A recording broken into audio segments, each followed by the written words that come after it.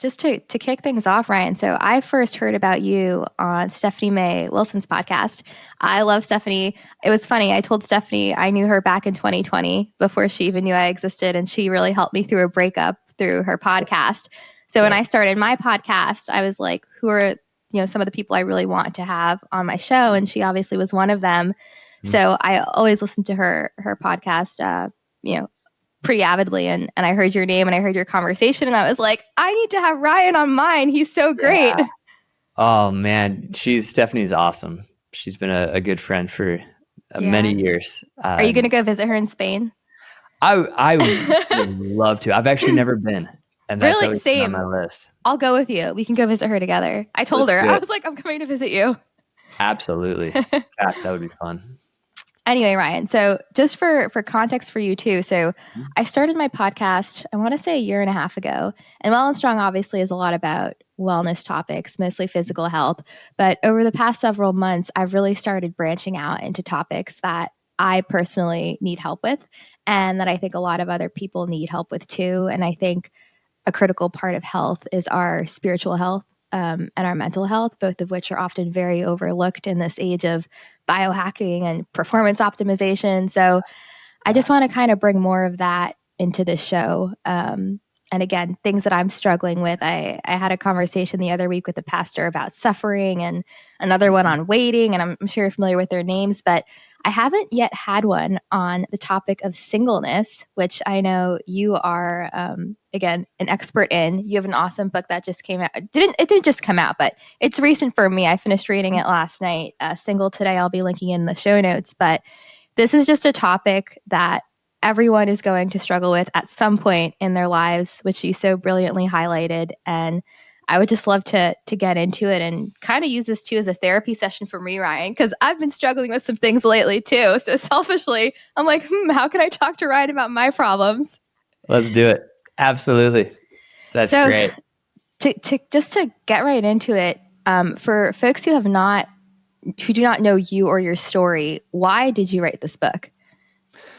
Yeah, so I have been single my entire life. I'm 34 years old, and have been a pastor for the last 10 years, 11 years. So I don't know. I lose track of the years, but, in especially this branch, my branch of Christianity, most pastors, in fact, pretty much every pastor is married. And so being a single pastor is, it's just a interesting space to be in. And so I always felt this pressure, especially early on in my 20s, like, hey, if you're going to be a pastor, you got to be getting married. And then what's ironic about that is you start reading the Bible and you realize, like, okay, but Jesus was single and Paul was single, and we're pretty sure Martha was single, and John the Baptist appears to be single.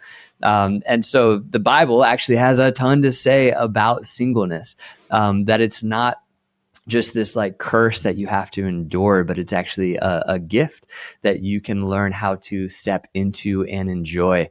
I didn't know that at first. And so this is really the book. Single Today is the book I wish I had 10 years ago, when I was first starting out. Yeah, right. Of somebody saying, hey, there's actually like a lot of beauty to being single. It's actually a very sacred thing that you can learn to actually truly enjoy. And so that's like the heart behind it is I'm writing to the people who feel like there's something wrong with them because they're single. I love that.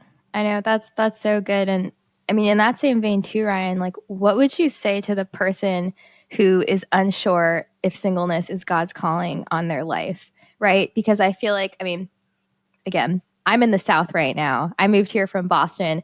Everyone gets married, Ryan, at like 21, 22. So a friend told me today, it was like ring before spring is like the thing they all say.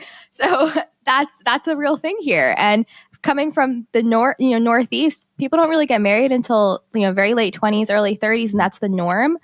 But, for someone who is in their early 30s, let's say, who has a desire to get married, and they've been praying about it and they're still not sure like what God is really telling them, like what would you say to them if they're unsure if singleness is God's calling on their life, if they're having those confused feelings?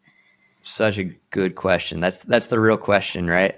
And first off, let me start here. Marriage is a beautiful thing. It's God's design. Sometimes I feel like because I've talked a lot about singleness, people think I'm against it. Nothing could be further from the truth. I officiate weddings all the time. I'm constantly pushing people towards marriage. I think we can get into this. There's a rise in singleness that isn't all healthy. That I've been trying to speak into of like, hey, marriage is still a good God honoring thing that we should pursue. However, I say that to say this, that desire that you have, that's a good, beautiful desire. Right. The question, how do I know if I'm called to be single? That's where the title of the book comes in. The book is called Single Today, because today, if you are single, then you are called to be single today. Yeah. If you are single today, Yeah. then singleness is a gift in your life today. And if you are engaged today, then engagement is a gift in your life today. And if you are married today, then marriage is a gift in your life today. And I say that because there are a lot of topics, but singleness seems to be at the top of this list of topics that make us stress out about the future and overthink tomorrow. Yeah. And there are a lot of reasons for that we can get into. However, Jesus said things like, hey, don't worry about tomorrow. Mm-hmm. There are people for you to love today. There's purpose for you to step into today. I've got plans for your life today. And so instead of ruminating on the past or overthinking and spiraling about what this means for my future, what if today you double down on being here right now? And so to the single person who has a deep desire for marriage, I'm in your corner. I'm cheering you on. I'm believing that day is coming. And also today, what are the opportunities that singleness presents you with right here and now? That's so good. You hit the nail on the head in your book, and that's something I still struggle with, is that constant living in the future. But I mean, yeah, just like tactically though, Ryan, like how do you actually like stay present in this day? Because my mind's constantly thinking, okay, well, just another year around the sun, right? Like another holiday without a potential person at the table. And it does create a lot of angst and anxiety. And I think something I've kind of struggled with too lately is it's like you want to put yourself in as many situations as possible to meet someone. And it's very stressful, right? Because we can't say yes to everything. And I think Stephanie had mentioned this to you too, but it's like putting control into our own hands where we're like, oh, if I don't accept that invite, maybe I won't meet my future spouse. Like maybe he'll be at that party or that event. And we could just drive ourselves mad, right? With all of these like what ifs. So just a few of the thoughts that I deal with on a daily basis. Thank you for sharing. You're welcome. Yeah. There's so much there. First off, I have noticed that birthday and holidays are the two hardest times to be single. Yeah. I think Valentine's Day is this honorable mention on that list. What I've noticed is that most people are outsmarting Valentine's Day for what it really is and are learning how to laugh at it, right? But man, Thanksgiving and Christmas can be really hard. Yeah.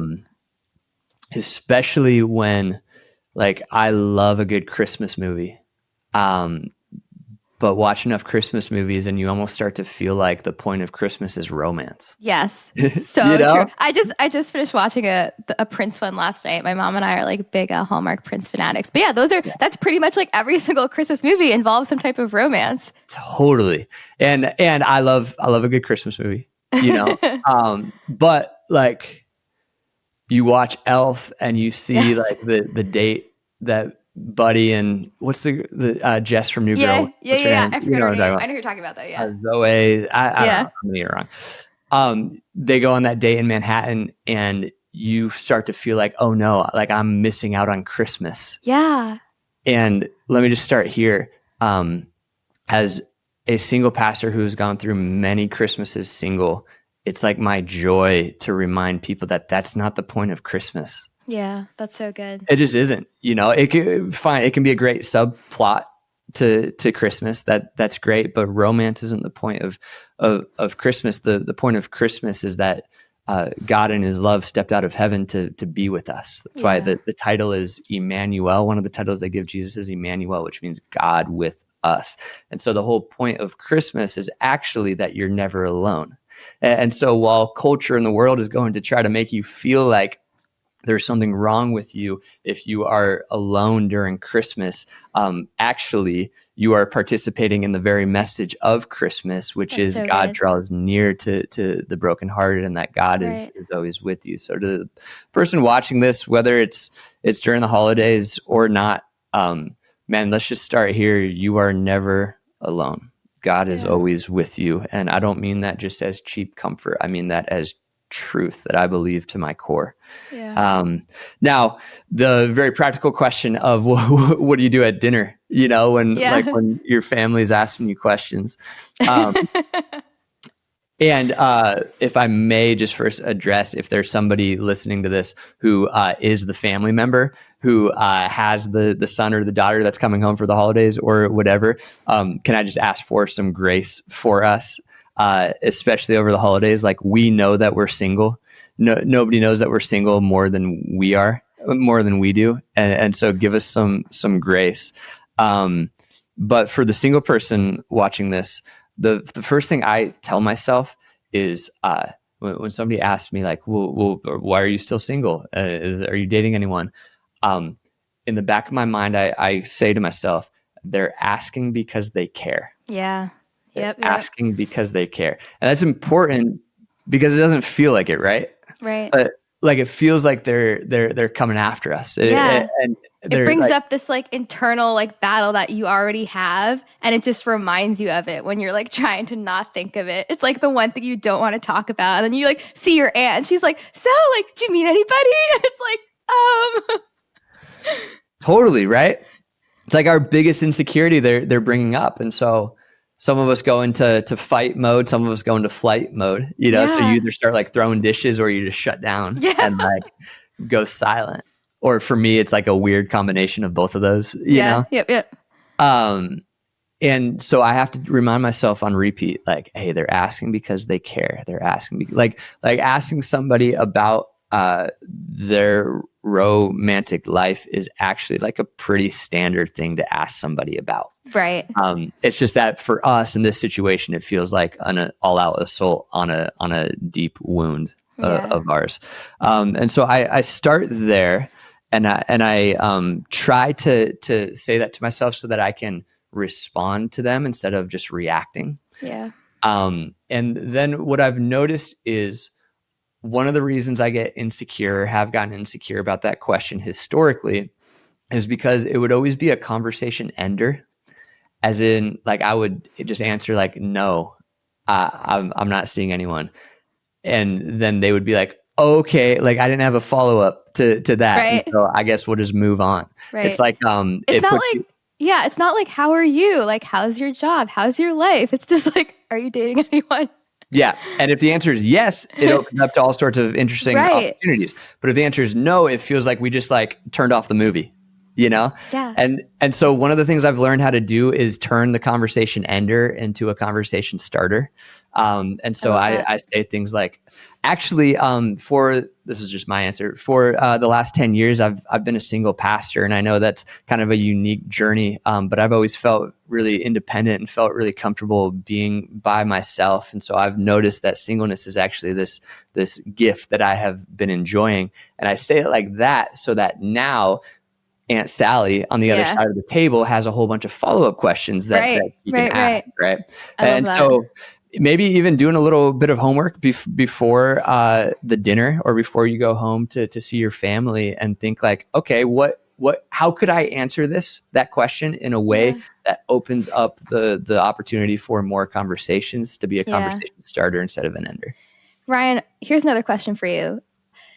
How do you deal with just opinions of other people? And this is something I've struggled with too, I've had a few family members kind of mention, a few, like two, mention, you might want to consider moving to like a bigger city like a Charlotte where there's quote unquote a larger dating pool. And I haven't really felt compelled, Ryan, to move cities. Like I just haven't felt that desire. And I think that if I did, it would be out of fear of just, what if I didn't move, right? So in those types of circumstances too, like I guess that's a twofold question. A, like how do you respond to family opinions about that?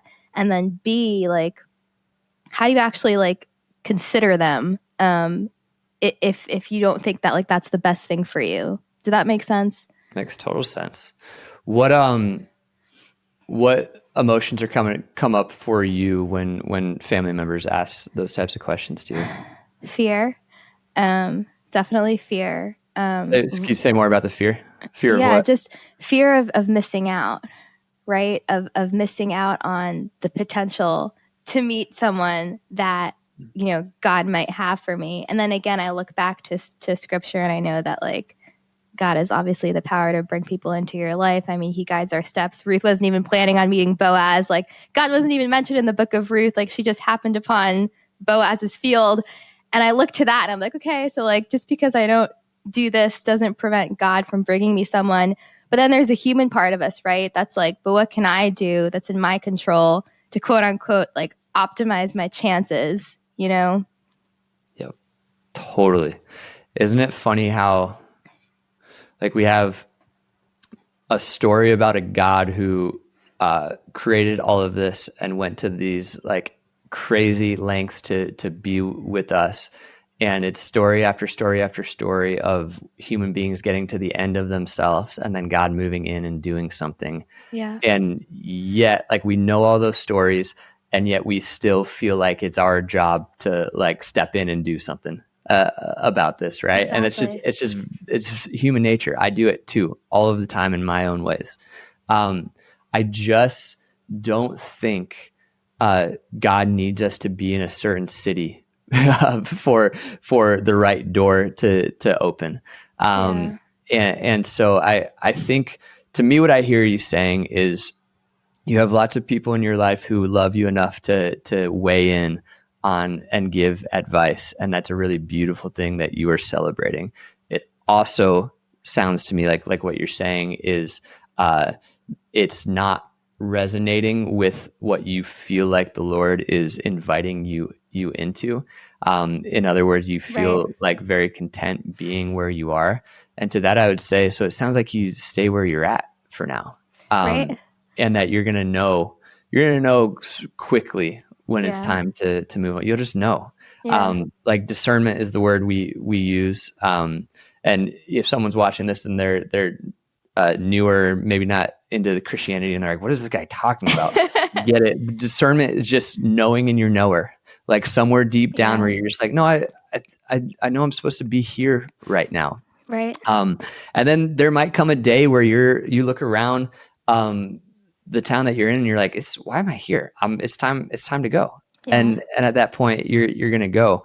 And so I think a lot of growing up and life is learning how to take people you love when they give you advice and when they say things, taking it all in and then learning to evaluate it.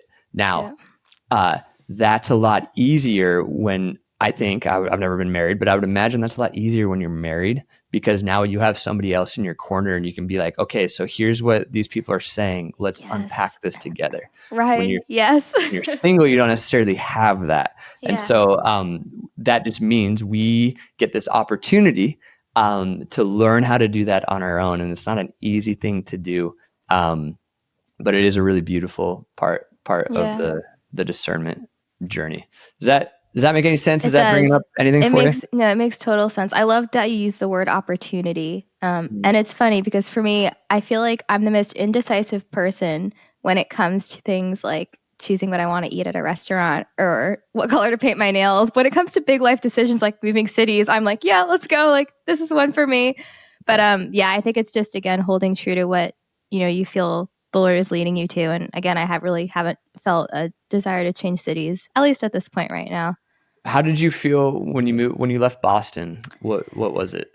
I left Boston in 2020, and I left actually because of my breakup. I was like, I just need to get a change. So I lived at home for several months or so, and then I started exploring southern cities.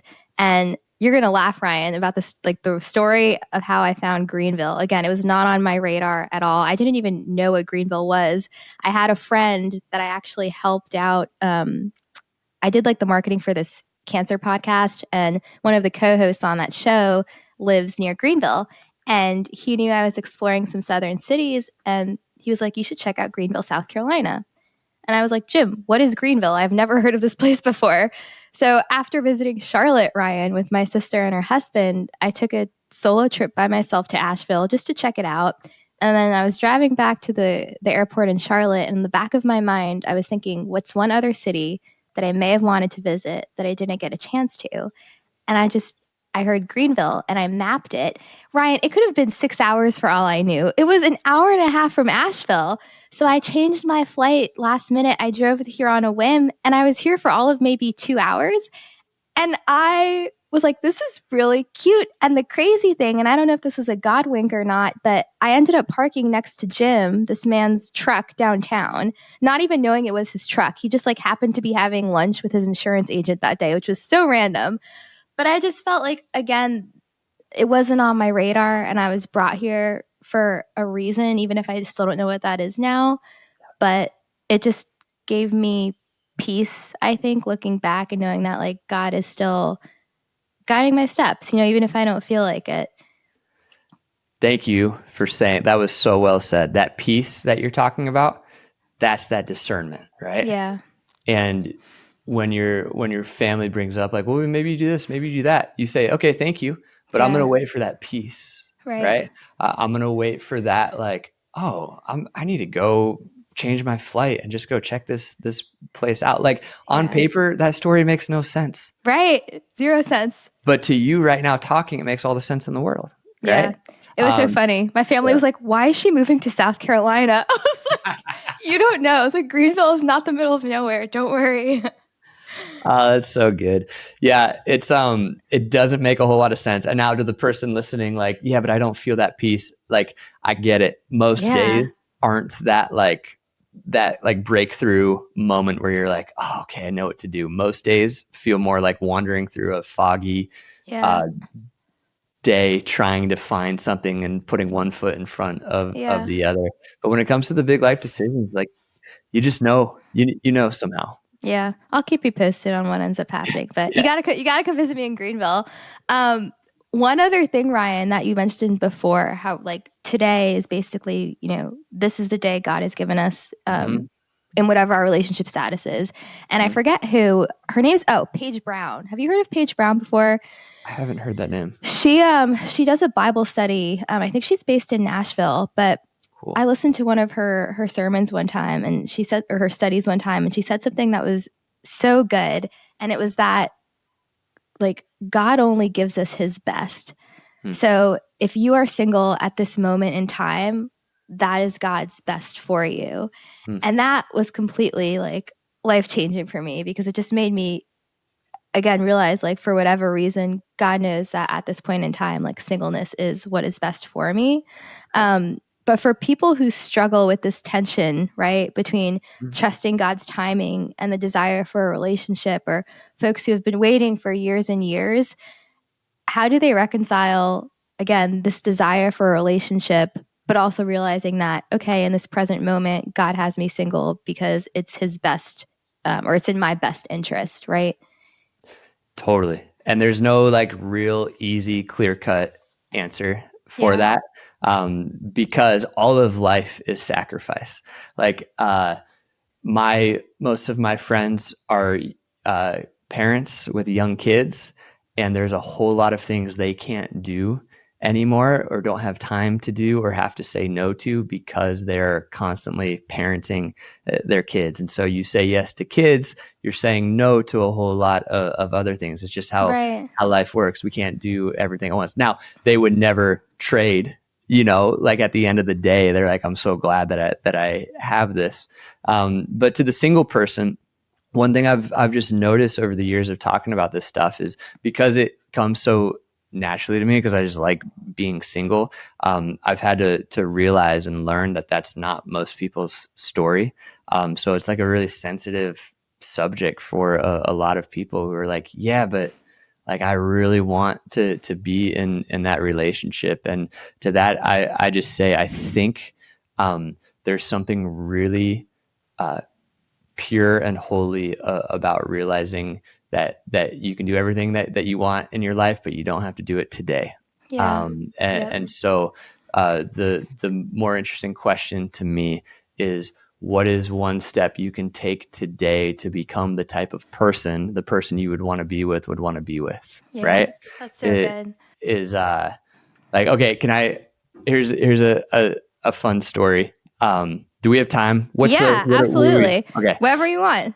I love this format, by the way. The way that you host these is so much fun. It's like not structured I at all. just It's feel like it's real, right? I a good used to, conversation. when I first started doing them, Ryan, I had like all these outlines and like structured questions, and I was like, I have to hit everything. But now I'm just like, just go with the flow. Like, We'll let it happen. Yeah. So a while back, it was a Monday evening, and I was at a coffee shop finishing up my writing for the night. And I was like, okay, I'm done. I've hit my limit. Time to go pick up some food. And I was going to watch Monday Night Football because love it. I love Monday Night Football. And so I stop at Chipotle, which I know this is like, I know it's not always the healthiest option. I try to go the healthy way. No judgment, Ryan. Thank you. The line is out the door, and I show up and I'm so angry. I'm like, why is the line out the door at Chipotle? There's better options. And there's this young couple in front of me, and they're like, you can tell they're like newly in love, like, and I'm just like, whatever. And I put my AirPods in, and I'm watching the football game, and it takes 30 minutes to get to the front of the line at Chipotle. That's wild. And we finally get there, and the guy, like some teenager, is just like, what would you like, to the couple in front of me? And they go, what do I want at Chipotle today? Oh my gosh. How did you not lose it? I'm standing behind them just like, what did you think was going to happen? And more importantly, what have you been doing for the last 30 minutes? Yeah. Like, you had 30 minutes to decide this. You should know whether you're going burrito or bowl. That's so funny. Yeah. And I remember thinking in that moment, I wonder if that's what single people look like from God's perspective sometimes, where it's like, we have all of this time. And it's like, hey, what did you think was going to happen when two became one through marriage? Yeah. Like, that means that your hurts and your habits and your hangups become the other person's hurts and they inherit that. That means like your debt that you're carrying around with you, like they're also now inheriting that. You know what I mean? Yeah. And it's like, you had all of this time as a single person to start to work through some of that stuff and to become the type of person that you want to be, and the type of person the person you want to be with would want to be with. Like, what have you been doing for the last 30 minutes as you've been standing in line at Chipotle? And so it's a silly story, but that's the one that always like just comes to mind for me, for people who are single, is like, hey, you can start taking steps in the right direction today. Now, this is important. Nobody's ever perfect, right? And you're never going to be ready, quote unquote, for marriage. And so don't hear me say there's like some crazy standard that you have to get to. None of that. Throw all that out the window. In fact, I think it's a silly game to think like, well, if I can just get here, then the Lord's going to bless me with something. It's always going to be two imperfect people. We got that. But that doesn't mean that there's not things that you can do today to go to therapy, go work through some of the stuff. I'm not saying this directly to you. I'm saying this to the people listening, like work through like getting finances in order, work through dreaming about the future and the career path that you want to be on. You know what I mean? I just feel like there's a lot that we can do while we're single. So. There is. And to the time point too, I mean, I look back and I'm just thinking like, there is no way that I would be as far as I've been able to get in building Well and Strong, even with this podcast, had I been in a relationship. Because I mean, we all do. Like, we pour out so much of ourselves, right, into another person. And again, like, God knew over the past 3 years that I needed to devote all of my time to this platform. And actually, Ryan, I'm leaving my full-time job after 8 years in December to pursue Well and Strong full-time. No way. Yeah. So I'm a little scared, a little nervous, but I'm excited. Hey, congratulations. Thank you. That's well done. That's most people will never understand how much work that actually takes to get to that point. Yeah. Content creation is a wild career. It's a lot. Yeah. And so you have just worked so hard over these years to get to that point. And so well deserved. And that's awesome. Thanks, Ryan. And what a great example, right? Is you could have spent the last 3 years just kind of sitting in the Chipotle line going, I don't know, I'll figure it out when I get there. But instead you said, okay, what can I do with this extra time, with this extra energy? Right. There's so much that goes into what you do that nobody ever sees, like all the behind the scenes stuff. That you're right. If you were in a relationship, there's a good chance that you wouldn't have been able to throw yourself into it to that extent. Right. And so, way to not wait for permission to step into it, but just to say like, no, I'm going to double down on this time and take advantage of the advantages to being single. That's like, I'm just super proud of you. Thanks, so well Ryan. done. That means so much. Yeah. It's really about perspective too. And even too, I think like another thing that I think I probably struggle with this the most out of anything. Like, I have really great friends here in Greenville. Like, I'm not lonely by any means. And, I'm fine in that regard. But I think the one thing that bothers me the most is around family holidays. It's like, I would like my significant other to be able to experience like my family, right? Like while we're all here, while we're all together. And that's a desire of mine. But recently I kind of flipped that on the head and I said, okay, but if I can't have this, what have I been able to do over the past few years? And I've been able to spend so much more time with my parents than I otherwise would have had. And like, great. I went with them, Ryan. Last year we took 2 trips to Isle of Palms and Charleston. It was so much fun. But those were just like 2 trips that I never would have been able to take if I was married, right? And those are memories that I'll have forever. So I think it's taken me a while, but I'm finally learning that like to every thought I have, there's an opposite thought, right? And it's the thought that you like hold on to is the one that will stay. So it's just about being discerning and I guess like extra diligent about what, you're allowing to remain in your mind. And doubling down on gratitude for today. Yes. Will always be, I'm convinced, the hack to all of this. Yeah. Is you got to go on those trips and be completely present with your parents in a way that you probably wouldn't have been. Here's an example for me. My parents live in Georgia. Okay.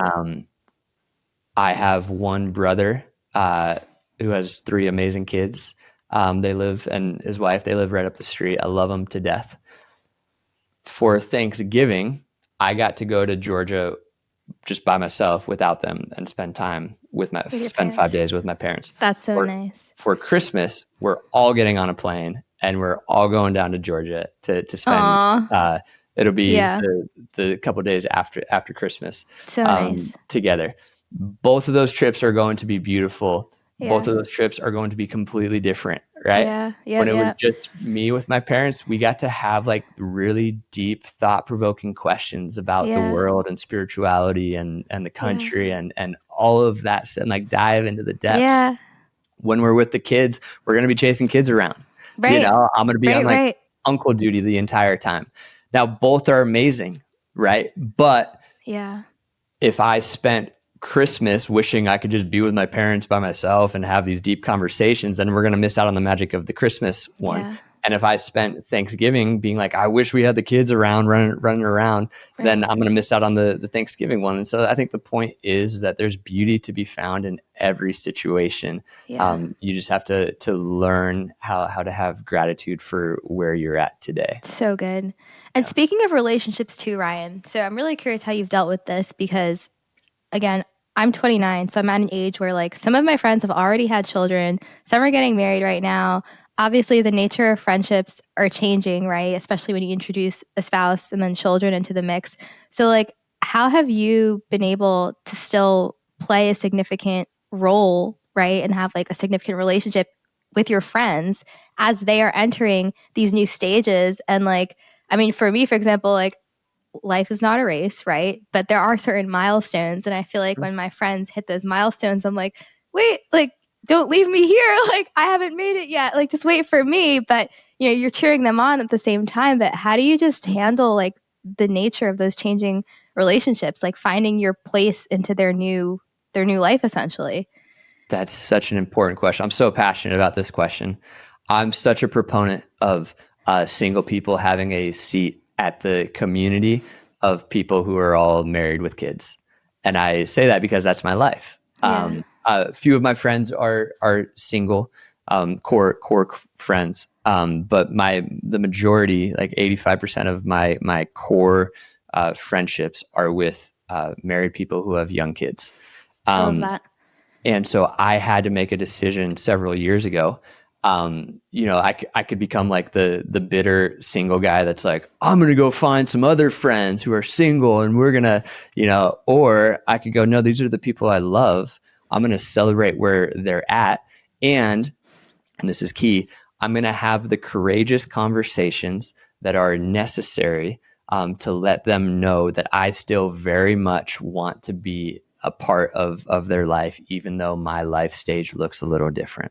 Yeah. Those courageous conversations aren't always easy, but when you're brave enough to have it and it's reciprocated from your friends, like we're all at a point where it's not a thing at all. It's just like amazing. And even like my being an uncle or all of my friends' kids, like I get to be in all of their lives. And it's like this really, really fun thing because I realize when I walk into that dinner party, I actually have something that I bring to the table as the single guy that everybody else can't bring to the table because they're all chasing kids around. Yeah. Right. That's so true. So like very practically speaking, I go over to a friend's house and my friends are trying to cook and trying to set the table, and meanwhile they're chasing their kids around everywhere, and so they're thinking about all of those things. I don't have to think about any of that, which means I could just show up and just think about myself the entire night if I wanted. Or I could see this as an opportunity to go, but look at the freedom that I have here. Right. And so how could I help be a blessing instead of a burden in this situation? Yeah. And go chase their kids around for the next 20 minutes and give them a break. You know what I mean? That's so good. That's so true. Yeah. And so seeing it as like, no, I'm actually bringing a blessing into this situation instead of a burden. That was a big flip for me. And a little bit of honest conversation can go a really long way in that regard. Yeah. Here's another question for you, Ryan. So something I'm starting to think about too is, again, I've kind of been set in my ways, so to speak, for the past few years, right? Like I have my routine. To your point, you can choose what you want to do, what you don't want to do. So like, how do we enjoy that? Like, how do we enjoy those good aspects of being single while also recognizing that, like, hey, I'm like, this might have to change. These habits might have to change in the future if I get married, right? Like, what is the balance? Because you don't want to become too set in your ways. If again, like God does have marriage in your future where like you meet someone and then it's like, sorry, like this is my life. I don't have room for them. Does that make sense? Totally makes sense. I think a lot of my friends got married really young, and that's a really beautiful thing. Like your 20s are a very formative decade. Yeah. And so I watched them have to really like figure out who they are alongside somebody else. Yeah. So it's like two people trying to figure out who they are together and then trying to figure out their marriage. And again, there's a lot of beauty to that. there's also a lot of beauty into figuring out who you are going through your 20s Yes. single. Yes. Right? Yeah, Because like, I was just gonna say, like, if I look at my like 22-year-old self, I mean, I was in a relationship at the time, but like I wouldn't recognize that person, and I can't imagine like being married at that age because I'm a completely different person now. So like, what would my spouse be like? yeah, right. And so there's also something beautiful about the journey that you're on now. Here's the hard part for us is we've also had more time to kind of get set in our In our ways. ways, yes. And so the cement's not as wet, it's a Yes. little more set. And so again, to like the young person, the 22-year-old listening who has their heart set on marriage, go for it. I think that's a beautiful, beautiful thing.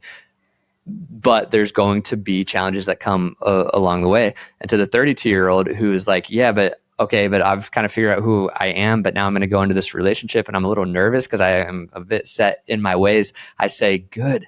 Like, what a beautiful thing to let somebody come in and disrupt and stir. The illustration I use is stir the stagnant water. Yes, I in love your that. soul, right? Like, that is a good thing because the truth is, water that is moving is good and healthy. Water that sits too long gets stagnant and becomes a swamp, and stagnant water starts to stink, right? So good. And so I think it's so good for us to allow God to interrupt our routine in that way. And I think that's part of the beauty of God's design for marriage is it's two people helping each other keep the stagnant water stirring.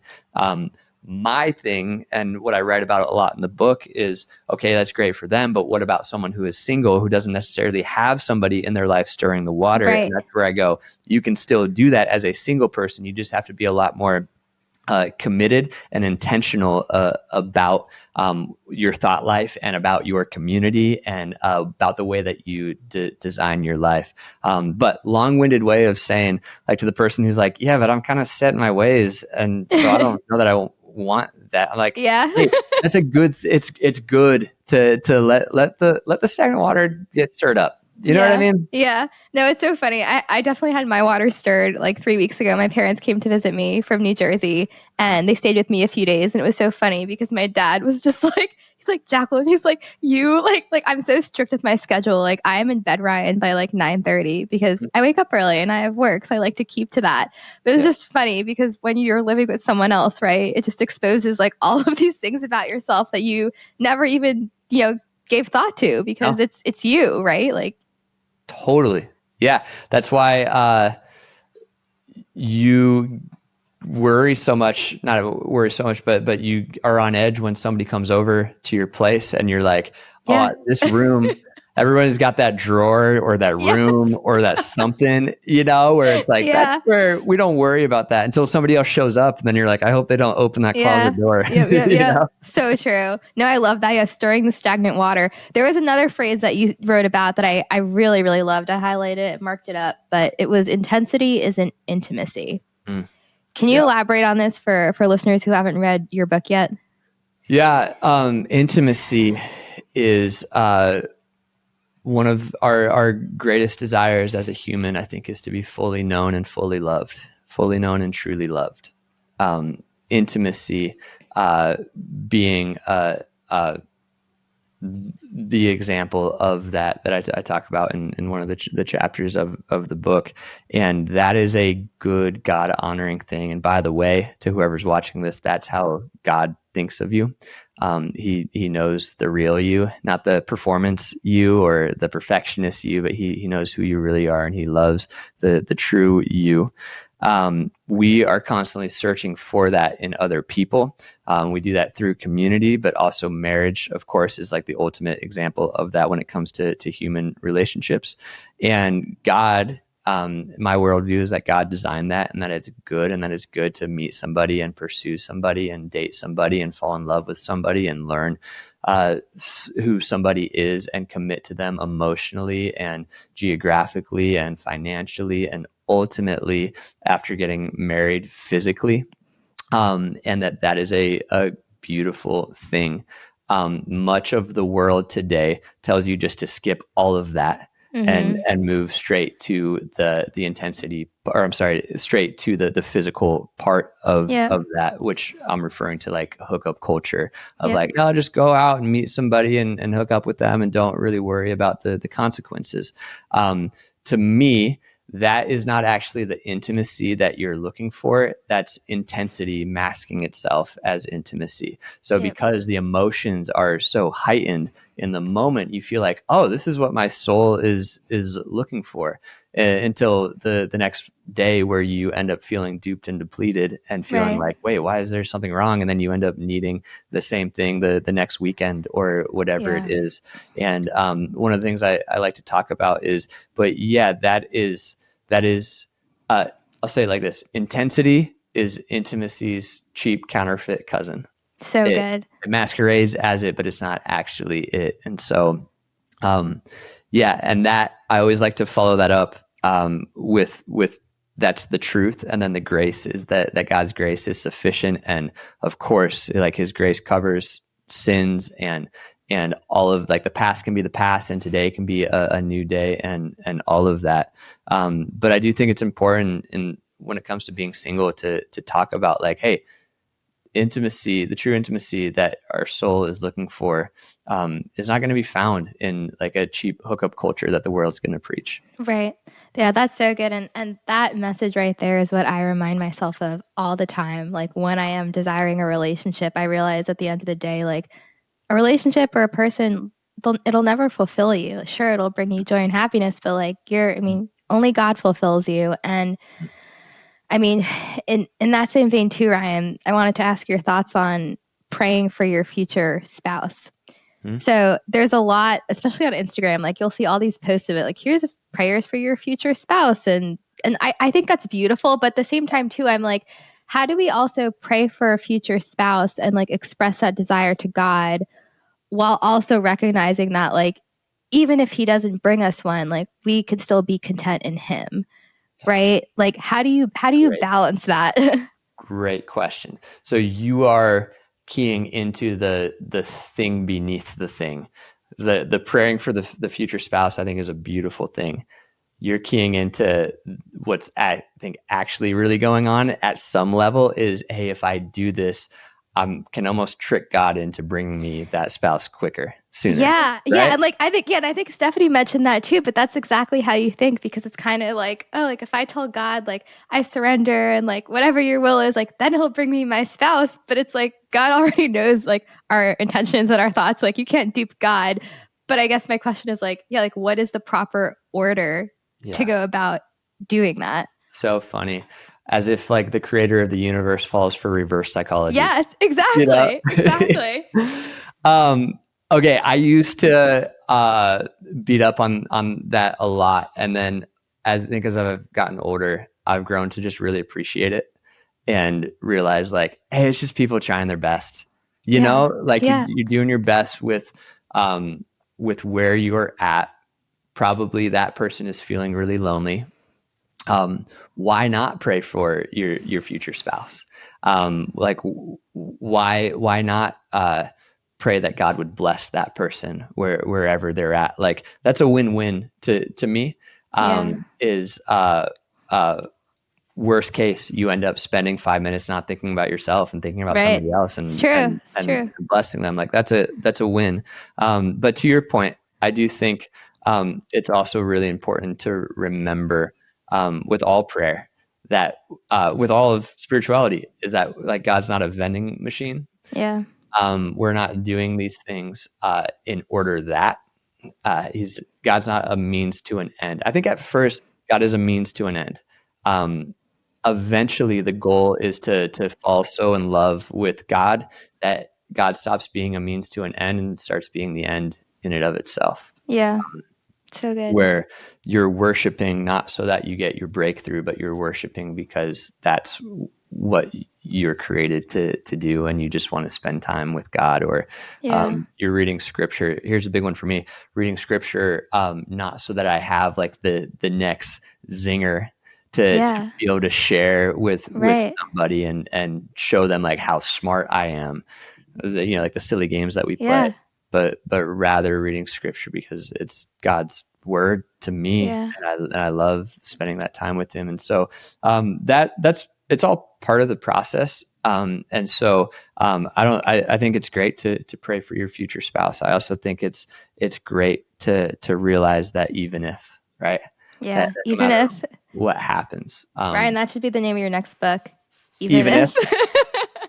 I think that should be I'll be, I'll maybe be you the write it. first. Yeah. I mean, I've been thinking with all my free time now I'm going to have, might as well start writing a book. Are you thinking about it?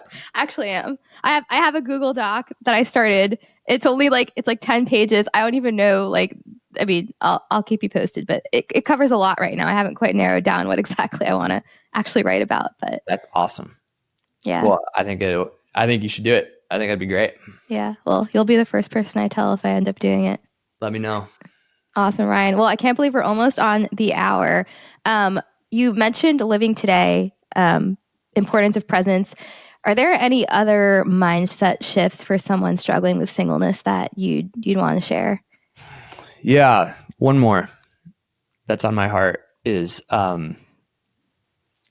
grasping versus laughing. That's good. Two fundamentally different ways to approach a day. Grasping onto everything that happens and trying to control it all, versus learning how to laugh. I think laughter is a beautiful gift from God, especially when it comes to dealing with singleness.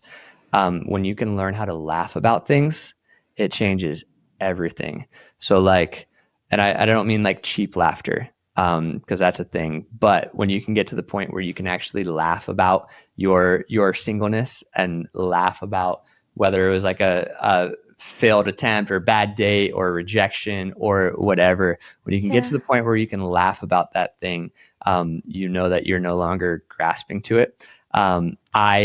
Tonight, we're doing a party for all of the volunteers at the church that I'm a part of, and my singleness will be the joke of 30% of it will be jokes about my singleness, just because it's like the low hanging fruit, right? Yeah. And that used to just drive me nuts. I'm sure. Right? Like I used to internalize all of that, and I would smile, but then I would drive home just feeling like there's something wrong with me. I will be the first one laughing tonight, and it won't be forced. It'll just be fun, because I don't grasp onto singleness. I don't grasp onto marriage. I don't grasp onto relationships. I have my other things that the Lord's still working on me with, but with this topic, I have just learned to get to a point where I can just completely laugh about all of it. And learn how to just celebrate where I'm at today. And so that doesn't come easily. It hasn't come easily for me. It's come through a lot of pain.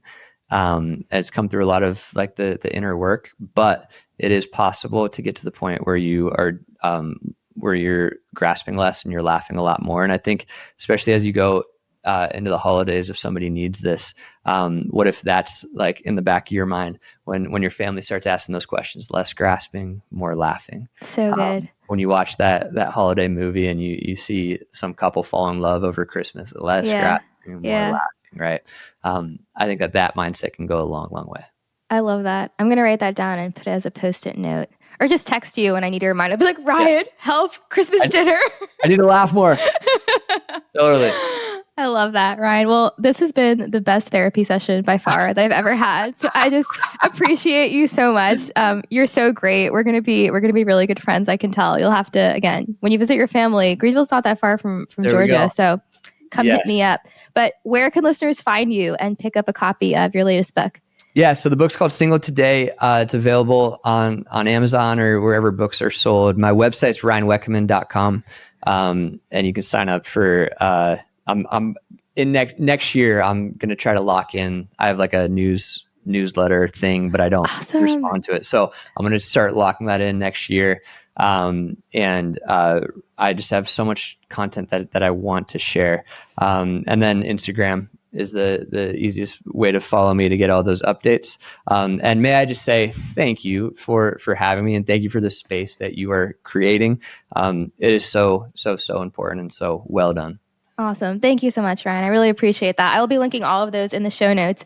But my last question for you, I don't know if you're expecting this one. It's my favorite one to ask. And that is, what does being well and strong mean to you? Yeah, it means that no matter what comes your way today, you can learn how to put a smile on your face and laugh about where you're at, and be genuinely grateful for whatever circumstance, whether it's really hard or really easy, that you are going through today. Awesome. Beautiful, Ryan. Thank you so much. Excited to have you back on again at some point, whether we're talking about my next book or yours. So let's do it. Or my first book, actually. I'm in. Awesome.